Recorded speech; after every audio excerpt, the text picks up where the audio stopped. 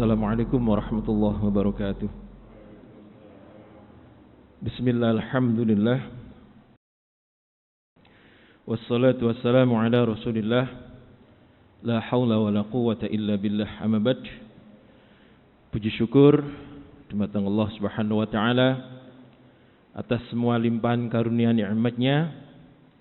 Di subuh yang mubarakah ini kita masih bisa melaksanakan salat berjamaah. Mudah-mudahan setiap langkah kaki kita mendapatkan ampunan dari Allah Subhanahu wa taala. Salawat serta salam mari kita selalu aturkan kepada Nabi kita Muhammad sallallahu alaihi wasallam. Semoga kita nanti termasuk salah satu orang yang diberi kehormatan, yaitu disambut oleh beliau, kemudian diberi minum dari telaga Kautsar, mendapatkan naungan dalam panjinya, kemudian mendapatkan syafaat, dan yang terakhir masuk surga bersama beliau. Amin ya rabbal alamin. Para jamaah rahimakumullah,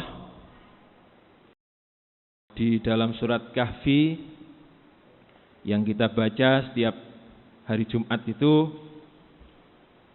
ada kisah tentang Nabi Musa yang berguru kepada Nabi Khidir. Tentunya kita sudah familiar, sudah banyak yang kenal dengan kisah ini. Yang intinya adalah Nabi Khidir melakukan 3 perkara, yang 3 perkara itu sepertinya menyelisihi syariat. Yang pertama, ada apa Pak? Perahu dibolongi. Perahu dibolongi. Ini Nabi Musa sudah, ini maksudnya apa ini? Ditanyakan. Yang kedua, ada anak kecil kemudian dibunuh. Ini secara syariat iki apa iki? Anak kecil dibunuh, dosanya berapa? Kira-kira begitu Nabi Musa. Kemudian yang terakhir, tidak begitu parah, yaitu ada tembok yang sudah hampir roboh kemudian diberdirikan oleh Nabi Khidir ini. Maka di akhir cerita itu, di akhir kisah itu, Nabi Khidir menjelaskan kepada Nabi Musa bahwa ketika ada perahu dibolongi itu sebab di seberang sana itu ada raja yang zalim sekali. Setiap ada perahu lewat dirampas. Sehingga supaya perahu ini enggak dirampas, kemudian dibolongi. Kalau dibolongi kan enggak jadi berlayar. Akhirnya dibolongi supaya enggak dirampas. Yang kedua, ada anak kecil kemudian dibunuh. Sebab Nabi Khidir tahu bahwa anak kecil ini nanti kalau dewasa ini akan menjadi orang kafir. Sehingga kemudian mumpung durung jadi kafir, ini nolong orang ini, kemudian dibunuh. Yang terakhir, ada tembok yang diberdirikan itu, yang hampir roboh kemudian didandani lagi. Itu sebab di rumah itu ada peninggalan anak yatim, sehingga nanti kalau tembok itu masih utuh, mereka akan kembali di waktu besar dan akan bisa mengambil simpanan harta yang disimpan oleh ayahnya. Nah, kira-kira begitu. Nah, para jamaah rahimakumullah, pertanyaannya adalah siapakah yang lebih mulia antara Nabi Khidir dan Nabi Musa? Sinten, Pak? Ibu? Sinten? Nabi Khidir. Pilih mana, Pak? Siapakah yang lebih mulia derajatnya? Lebih tinggi derajatnya? Nabi Khidir atau Nabi Musa? Nabi Khidir. Nabi Musa. Nabi Khidir nggih. Nabi Khidir. Kenapa, Bu? Sebab tahu ke depannya. Nah, kadang-kadang kita itu terjebak oleh yang begitu-begitu, oleh keajaiban-keajaiban. Kadang-kadang ya. Maka sebagian besar orang itu kemudian lebih mulia Nabi Khidir, wong Nabi Khidir sudah tahu. Anak kecil ini nanti kalau besar menjadi kafir sudah tahu. Sementara Nabi Musa tidak tahu. Akan tetapi yang bisa kita contoh, yang bisa kita tauladani, itu kita sinten, Pak? Nabi Khidir atau Nabi Musa? Nabi Musa, nggih. Jenengan sampai terus merono anak kecil moro di jarene alasane arek iki somben nek gedhe dadi kafir ya aku menyelamatkan anak ini. Sido dadi gawe niku. Maka sebenarnya yang lebih mulia dan lebih tinggi derajatnya di sisi Allah adalah Nabi Musa. Sebab apa? Sebab Nabi Khidir itu melakukan begitu atas petunjuk Allah semuanya. Nabi Khidir dikasih tahu Allah bahwa anak kecil ini nanti akan kafir, bunuh. Kemudian perahu itu bolongi, sebab kalau nggak dibolongi nanti akan dirampas. Sudah dikasih tahu Allah. Sementara Nabi Musa itu ketika menjalankan perintah Allah, itu beliau tidak tahu sama sekali apa yang akan terjadi ketika beliau menjalankan perintah itu. Nggih. Termasuk Nabi Musa ketika diberi tongkat, itu nggak tahu untuk apa ini tongkat ini. Nggih. Seperti kita ini diperintah Allah, kemudian kita belum tahu mendapatkan apa, ya hanya gambaran-gambaran saja. Nabi Musa bahkan tidak tahu apa gunanya tongkat itu. Maka di detik-detik yang sangat krusial, yaitu di waktu para penyihir itu mengeluarkan sihirnya, maka disitulah kemudian Nabi Musa baru disuruh untuk mengeluarkan tongkatnya. Sebelumnya nggak dikasih tahu, Pak. Bahkan yang lebih membuat deg-deg lagi adalah ketika Nabi Musa dikejar oleh Fir'aun dan sampai di tepi laut. Nabi Musa belum tahu, Pak, ini tongkat ini bisa membelah lautan, tidak tahu sama sekali. Sebab kalau tahu dari awal, bisa-bisa Nabi Musa ini kemudian aman, wis nggawa tongkat. Hatinya tidak nyambung ke Allah, tapi nyambung ke tongkat. Aman, wis nggawa tongkat ini kok kena dibuat belah lautan, aman. Hatinya aman karena tongkat, bukan aman karena Allah. Jadi Nabi Musa tidak tahu sama sekali bahwa tongkat itu nanti akhirnya bisa membelah lautan. Yang dia tahu adalah ketika dia menjalankan perintah Allah, maka Allah akan membersamainya. Innallaha ma'ana. Kira-kira begitu. Nah, inilah Nabi Musa. Itulah nabi-nabi yang lain.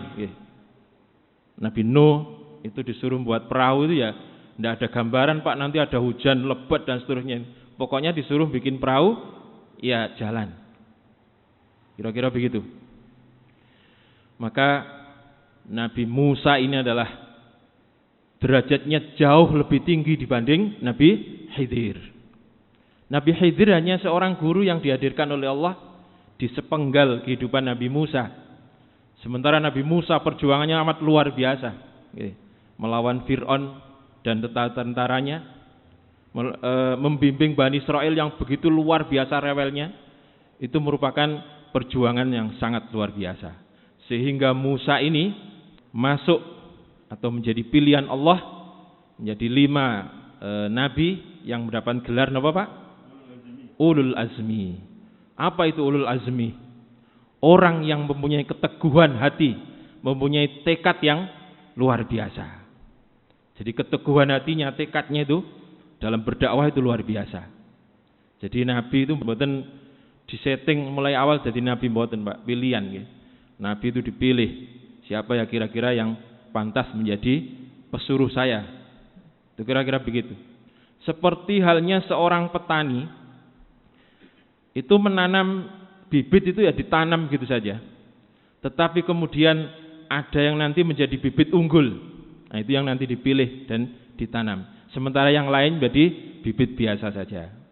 Kira-kira begitu. Nah, para jamaah rahimakumullah, mukjizat-mukjizat atau keajaiban-keajaiban itu yang dilakukan oleh Nabi atau yang diberikan Allah kepada Nabi, itu kalau diceritakan sekarang ya sudah tidak bisa dibuktikan kebenarannya. Gimana caranya? Mukjizat Nabi Musa, tongkat bisa membelah lautan, sudah tidak bisa lagi, mana buktinya? Ya tinggal kita percaya apa enggak. Kemudian ada Nabi Isa atau yang dikenal di agama lain Yesus, itu bisa membangkitkan orang yang mati. Ya, tapi kan tidak bisa dibuktikan kebenarannya. Maka sekali lagi kita jangan terjebak oleh keajaiban. Sebab keajaiban itu hanya sementara. Dan setan pun dikasih kuasa Allah untuk membuat keajaiban. Kalau kita ini gampang tertarik dengan keajaiban tanpa menggunakan akal, maka itu akan menjadi bahaya. Akan gampang berpaling kepada sesuatu yang salah. Contohnya Bani Israel itu kan sudah melihat tongkatnya Nabi Musa membelah lautan. Begitu sampai di daratan, ketika Nabi Musa kemudian dipanggil atau disuruh ke Bukit Tursina selama 40 hari itu, mereka kemudian melihat keajaiban lagi yang dibuat oleh orang yang bernama Samiri, yaitu patung anak sapi yang bisa mengeluarkan suara. Maka kemudian mereka beramai-ramai, inilah Tuhan kita. Nah, itu bahaya. Sampai sekarang pun bahaya. Dukun-dukun itu bisa membuat keajaiban, pesulap dan lain-lain. Nah, kalau kita ini gampang tertarik dengan keajaiban, akhirnya berbahaya. Maka mukjizat terbesar yang diberikan Allah kepada Nabi kita adalah Al-Quranul Karim. Sebab kebenarannya masih bisa dibuktikan sampai sekarang. Kalau mukjizat-mukjizat yang lain sudah tinggal cerita, tinggal percaya apa enggak. Tetapi Al-Quran kebenarannya masih bisa dibuktikan sampai sekarang. Sebab apa? Kebenaran Al-Quran itu menggunakan logika, menggunakan akal. Sekarang mana ada ayat yang tidak masuk akal? Kalaupun ada ayat yang tidak masuk akal itu karena memang belum terbukti. Belum terbukti, misalnya alam kubur. Kan kita belum ada yang ke sana terus balik. Maka belum terbukti. Kalau bisa mungkin masuk ke alam kubur terus disyuting terus balik ke dunia mungkin ada buktinya. Tetapi yang sudah terbukti itu tidak ada yang salah. Nah, kira-kira ngoten. Jadi sekali lagi logika atau akal itu memegang peranan penting dalam keagamaan kita. Jangan sampai terlena atau gampang tertarik dengan keajaiban-keajaiban. Nah, para jamaah rahimakumullah, waktu saya masih kecil dulu, zaman-zaman SMP itu kalau diceritai tentang wali, itu lebih tertarik daripada cerita tentang nabi. Sebab niku wau Pak, wali mempunyai cerita yang sampai kita itu karomahnya begini, bisa begini dan seterusnya. Sementara nabi, nabi kita itu ketika dakwah ke Taif dilempari batu kemudian berdarah-darah. Nah, ini kan enggak hebat ini. Atau di perang Uhud. Nah, di perang Uhud itu berdarah-darah sampai bolak-balik semaput nabi itu. Ininya kena serpian besi masuk, giginya rompal karena lemparan batu. Ini kan nggak hebat. Ini logika anak kecil ya, nggak seneng, nggak hebat. Jane yo Nabi itu nek hebat ya disambit disambit watu yo langsung tang balik gitu kan, menarik. Kira-kira begitu. Itu logika saya pada waktu kecil nih. Tetapi kalau wali-wali itu mempunyai karomah yang luar biasa. Itu cerita yang sampai kepada kita. Misalnya dalam buku-buku yang biasanya kita beli di tempat-tempat ziarah itu seperti halnya Sunan Bonang yang menunjuk kalau ini pohon aren terus jadi emas. Kemudian Sunan Kalijogo itu jogo tongkat bertahun-tahun gak mati. Ini kisah-kisah luar biasa ini, menjadi anak-anak yang seusia SMP tertarik daripada kisah Nabi. Nah, para jamaah rahimakumullah, hal-hal yang begitu Jadi kisah para wali itu bisa dibaca di babat Tanah Jawa. Sebenarnya adalah kisah-kisah majazi, metafor dalam bahasa Jawa sanepo. Contoh makna majazi itu ketika Majapahit itu dikuasai oleh orang yang bukan terah Majapahit. Jadi Majapahit sebelum runtuh itu dikudeta, Pak. Yang pertama dikudeta oleh patihnya sendiri, sinten kira-kira? Girindrawardana. Dikudeta. Setelah itu kemudian dikudeta lagi oleh bawahannya, Raja Kediri, namanya kalau tidak salah Udaran atau siapa. Nah, setelah itu Majapahit ini merasa terancam oleh keberadaan Giri Kedaton, berarti Sunan Giri. Maka Majapahit ini berancang-ancang untuk menyerang Giri. Nah, di sisi lain ada keturunan terah Majapahit yang waktu kecil namanya Zinbun, itu berada di pihak Wali Songo, berada di pihak Sunan Giri, yang nanti akan menjadi raja yang namanya Raden Patah. Begitu mendengar Giri akan diserang, maka Sunan Giri ini kemudian membuat tulisan atau membuat pembicaraan. Kalau dalam bahasa kita sekarang opini, membuat opini. Apa yang diopinikan oleh Sunan Giri ini? Beliau mengatakan bahwa kalian adalah prajurit Majapahit, sementara yang berkuasa saat ini adalah tidak lebih daripada seorang pemberontak. Sementara yang akan kalian perangi adalah keturunan sah terah Mojopahit. Maka dari kata-kata begitu, kemudian prajurit ini terbelah menjadi dua. Yang satu pro pemerintahan Mojopahit, yang satu pro keturunan Mojopahit. Maka akhirnya kemudian saling serang. Nah, ini peristiwa ini kemudian apa yang dilakukan oleh Sunan Giri ini dikatakan di babat Tanah Jawa itu, Sunan Giri melemparkan pena, kemudian penanya ini menjadi keris Kolomunyeng. Betul, Pak? Nggih. Pernah dengar ya? Keris Kolomunyeng. Dengan keris Kolomunyeng itu berhasil memporak-porandakan tentara atau prajurit Majapahit. Itu menjadi sanepan atau dalam bahasa Indonesia majas atau metafor lah. Nah, kira-kira begitu ya. Untuk apa? Penulis ini orang Jawa. Orang Jawa ini biasanya tingkah lakunya halus, kata-katanya juga halus.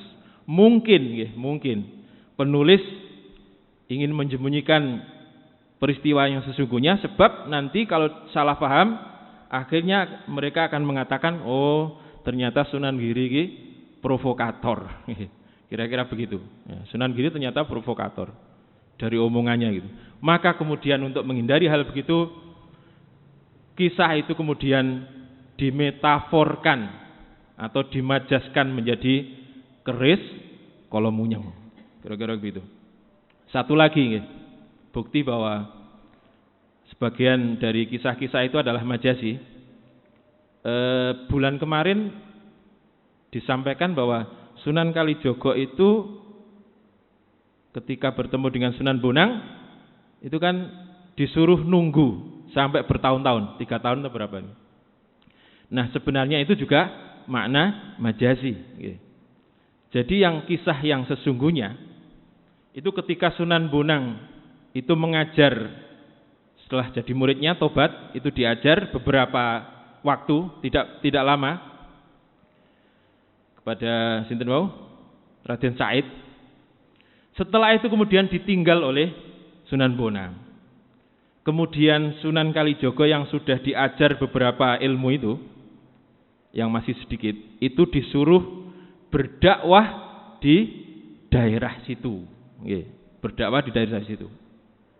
Kemudian dipeseni, sampeyan aja ngalih teko nggon iki sadurunge aku mrene maneh untuk mengajarkan ilmu selanjutnya. Kira-kira ngoten. Maka berdakwahlah Sunan Kalijaga itu di daerah itu sampai bertahun-tahun. Nah, karena ilmunya masih sedikit, jadi kisah yang sampai pada kita itu disuruh jogo tongkat, kemudian karena sampai bertahun-tahun dirubung barongan, kemudian dirambati lumut. Nah, itu sanepan juga nih. Karena ilmu agamanya masih sedikit, kemudian dia berdakwah kepada orang-orang yang masih nakal. Sebagian kenakalan daripada orang yang didakwah ini justru mempengaruhi Sunan Kalijaga. Maka disitulah kemudian Sunan Bonang ini akan hadir lagi untuk mengajari Sunan Kalijaga. Dan Sunan Kalijaga nanti akhirnya akan mengembara, Pak. Setelah dirasa pengajarannya cukup, akan mengembara kemana-mana, bahkan sampai Cirebon dan seterusnya. Jenengan bisa baca, ada buku yang recommended, yaitu Atlas Wali Songo namanya, Atlas Wali Songo, atau buku karangan dari Wiji Saksono. Nah, ini buku-buku tentang Wali Songo yang sumbernya jelas. Kalau kita beli di tempat-tempat wisata itu sumbernya nggak jelas. Mana ada daftar pustakanya, nggak ada. Pokoknya ditulis yang orang menarik gitu aja. Nah, kira-kira begitu. Maka para jamaah rahimakumullah, kita jangan letterlek seperti yang kemarin ada pernah juga menyampaikan bahwa ada yang bisa menangkap petir. Nah, padahal petir kalau di logika kita kan apanya yang ditangkap, wong itu gesekan antara awan, yang ditangkap apanya. Nah, kira-kira begitu. Itu sanepan sebenarnya atau majasi saja. Nah, mohon maaf ini banyak berbicara tadi yang hal-hal begitu. Nah, sekarang sedikit saya lanjutkan tentang surat-surat Nabi kepada para raja. Ada dua sikap Nabi yang saling bertolak belakang ketika mensikapi suratnya yang diberikan kepada Raja Persia dan suratnya yang diberikan kepada Kekaisaran Romawi. Yang pertama adalah Raja Persia. Itu beliau mengatakan, mazzaqallahu mulkahu kama mazaka risalati. Semoga Allah mencerai-beraikan, semoga Allah merobek-robek kerajaannya seperti halnya dia merobek-robek suratku. Maka setelah itu kemudian Persia ini menjadi negara-negara kecil-kecil, ya. Menjadi negara kecil-kecil dan akhirnya habis. Dan sekarang kita sudah tidak pernah dengar mana Persia itu, ya. Di mana tempat ibu kotanya, sudah habis. Sementara ketika beliau mendengar surat yang diberikan kepada Heraklius, dihormati sedemikian rupa, kemudian Heraklius juga memberikan hadiah yang begitu banyak. Beliau mengatakan, adamallahu mulkahu, semoga Allah melanggengkan kekuasaannya. Jadi dua sikap yang bertolak belakang. Yang satu didoakan supaya hancur, yang satu didoakan supaya langgeng. Maka Romawi Timur nanti akan bertahan sampai 1453 atau sekitar 800 tahun setelah doa Nabi ini. Nah, ini cukup untuk membuktikan kebenaran doa Nabi. Sekaligus Romawi Barat masih sampai sekarang, masih langgeng. Kira-kira begitu. Nah, yang kedua yang bisa kita ambil adalah setiap kebaikan yang diberikan oleh orang lain kepada kita, walaupun orang lain itu non-muslim, maka kita wajib membalas kebaikan. Seperti doa Nabi tadi. Doa Nabi ini kan untuk orang non-muslim, untuk Heraklius. Maka kata-kata beliau, man ata ilaikum ma'rufan, barang siapa yang memberi kepadamu kebaikan, fakafi'uh, maka balaslah dengan kebaikan.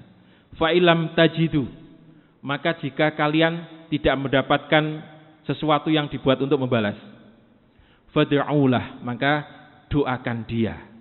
Nah, dari sini itu bisa kita ambil pelajaran bahwa mendoakan orang non muslim itu boleh. nggih. Misalnya, nggih Pak, mugi-mugi sehat, mugi-mugi rezekine lancar dan seterusnya. Itu boleh. Nggih. Yang tidak boleh adalah memintakan ampunan. Apalagi mendoakan kemudian semoga orang ini masuk Islam, tambah boleh, nggih. Tambah boleh. Yang tidak boleh adalah memintakan ampunan. Tetangga jenengan non muslim kemudian buka usaha. Ya kita datangi, kita doakan semoga lancar rezekinya, banyak rezekinya juga lancar. Mungkin dengan doa itu kemudian justru mereka akan tersentuh. Nah, koncoku padha non muslime kan sendungakno iki kok ono sing ndongakno. Nah, kira-kira begitu.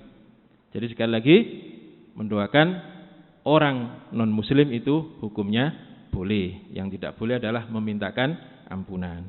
Nah, para jamaah rahimakumullah, pekan depan akan membahas tentang umroh qadha. Kenapa disebut umroh qadha? Sebab umroh di tahun ke-6 itu tertahan karena ada perjanjian Hudaybiyah. Maka di tahun ke-7 nanti akan ada umroh yang disebut dengan umroh qadha. Demikian apa yang bisa saya sampaikan, mudah-mudahan manfaat. Ada kurang dan lebihnya mohon maaf. Wassalamualaikum warahmatullahi wabarakatuh.